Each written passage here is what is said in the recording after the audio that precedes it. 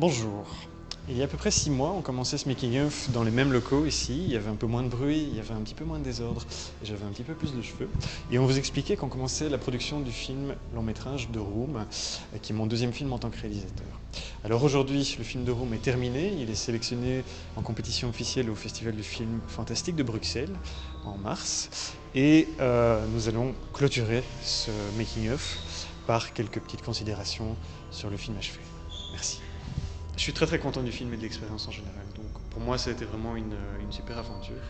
Donc d'abord au niveau, je dirais, humain, au niveau du processus de production, de tout ce qui s'est passé, c'était vraiment très enrichissant. En ce qui concerne le résultat, je suis tout particulièrement content du niveau technique qu'on a pu accomplir. Je pense que c'était un beau défi de tourner ce film en haute définition. Les séquences qui m'ont le plus plu à réaliser et que je trouve le plus réussi, ce sont les séquences de la partie, ce qu'on appelle la partie bleue, c'est-à-dire toute la partie plus fantastique du film, et que j'ai pris énormément de plaisir à réaliser toutes les séquences avec la porte, avec les différents éléments fantastiques, surréalistes, un peu thriller qui arrivent. J'ai vraiment trouvé là-dedans ce que je recherche en tant que réalisateur, c'est-à-dire un style assez marqué, beaucoup d'action par moments, et finalement des séquences où on peut beaucoup plus se lâcher en tant que réalisateur, et je pense que les acteurs également, et à tous les niveaux, on peut beaucoup plus aller dans les extrêmes, et c'est vraiment très enthousiasmant.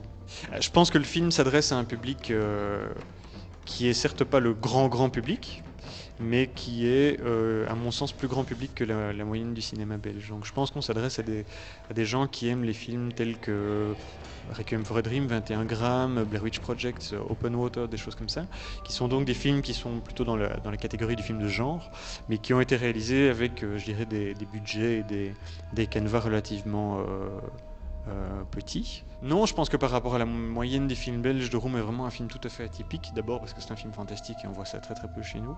Et puis par ailleurs parce que c'est un film qui, je pense, en tout cas j'ai essayé de faire ça quand je l'ai réalisé, qui a été tourné vraiment dans une optique de satisfaction du public. C'est-à-dire qu'on a vraiment tous, à tous les niveaux de la réalisation et de la production, garder à l'esprit le spectateur. Est-ce que le spectateur va trouver ça intéressant?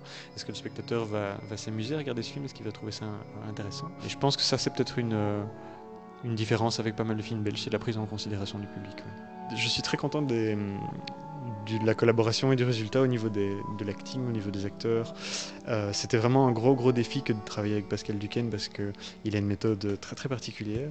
Et au niveau du résultat, je trouve que c'est vraiment très réussi. Il est très touchant, il a vraiment fait une belle performance d'acteur et je suis assez satisfait. Ouais.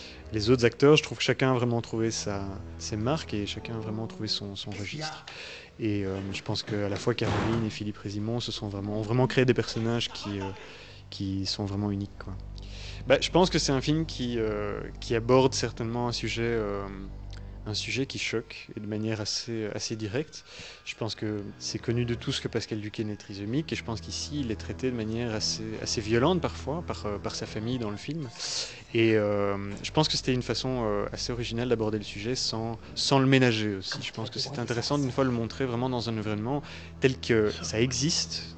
D'avoir un trisomique qui est maltraité par sa famille, ça existe d'avoir une porte qui apparaît dans une maison, et d'ailleurs si vous y croyez pas, c'est que vous n'avez pas d'imagination.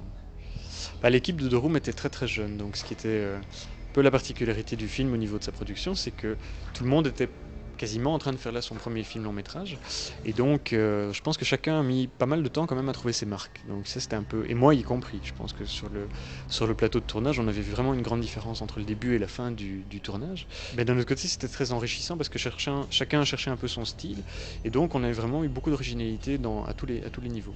Je pense qu'il y a pas mal de postes qui se sont vraiment bien démarqués, je pense notamment à la post-production, il y a vraiment eu un effort énorme qui a été fait dans la post-production, que ce soit au niveau du travail de l'image, au niveau de la musique, c'était vraiment un travail, moi je trouve assez remarquable. Et au niveau du tournage, je pense que c'est vraiment une équipe qui se connaissait un petit peu avant, pour avoir travaillé ensemble à l'IAD, et qui a appris vraiment à trouver une méthode de travail très originelle, et qui permettait de s'adapter aux conditions de tournage qui étaient très rapides malgré tout.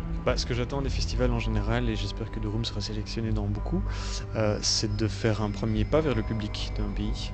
Et je pense que les festivals, principalement les festivals de films fantastiques, ont des spectateurs et des publics très bien déterminés. Et que donc c'est l'occasion de vraiment avoir une rencontre, d'éventuellement discuter même avec les gens, et de prendre une fois la température, je dirais, du public. Je pense que quand on commence la réalisation d'un long métrage, on a une idée assez précise dans sa tête, qui est tout à fait irréalisable la plupart du temps.